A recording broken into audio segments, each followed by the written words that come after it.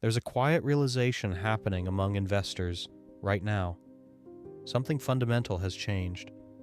Markets don't behave the way they used to, and strategies that once felt reliable are suddenly inconsistent. The sense of predictability that defined the last decade has faded. It's not just volatility, it's a shift in the underlying structure of the global economy. For years, investors operated in a world of low interest rates, easy money, and tech-driven growth.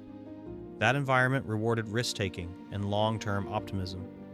But in 2026, we're clearly in a different era shaped by higher rates, geopolitical tension, and a return to fundamentals. Understanding this shift isn't optional, it's the difference between staying ahead and slowly falling behind. The most important shift is also the simplest. Money is no longer cheap. Central banks raised rates aggressively to combat inflation, and rates have remained elevated. Higher interest rates mean borrowing is more expensive for businesses and consumers. Housing affordability drops significantly when rates rise. Growth stocks face more pressure due to discounted future earnings. The era of growth at any cost is fading and is replaced by a renewed focus on profitability, cash flow, and resilience. While inflation has cooled from its peak, it hasn't disappeared.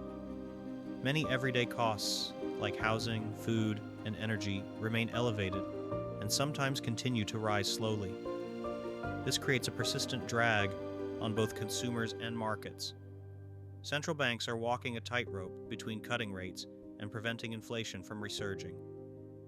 From an investor's perspective, volatility isn't temporary, it's structural. Governments are no longer passive.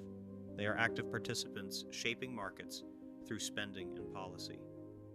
Strategic investment in domestic manufacturing and incentives for energy and technology are changing capital flows. Instead of purely market-driven trends, entire sectors can rise or fall based on policy decisions.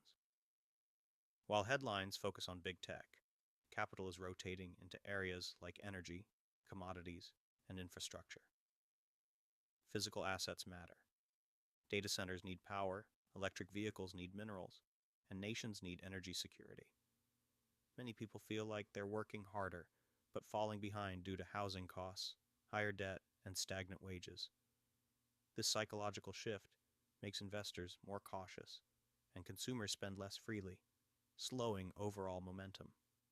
The biggest mistake now is assuming we're still in the old system.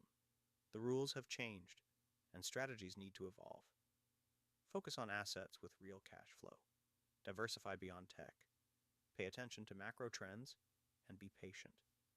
Discipline is becoming more valuable than speed in this slower, more complex market cycle. The macro environment in 2026 isn't broken.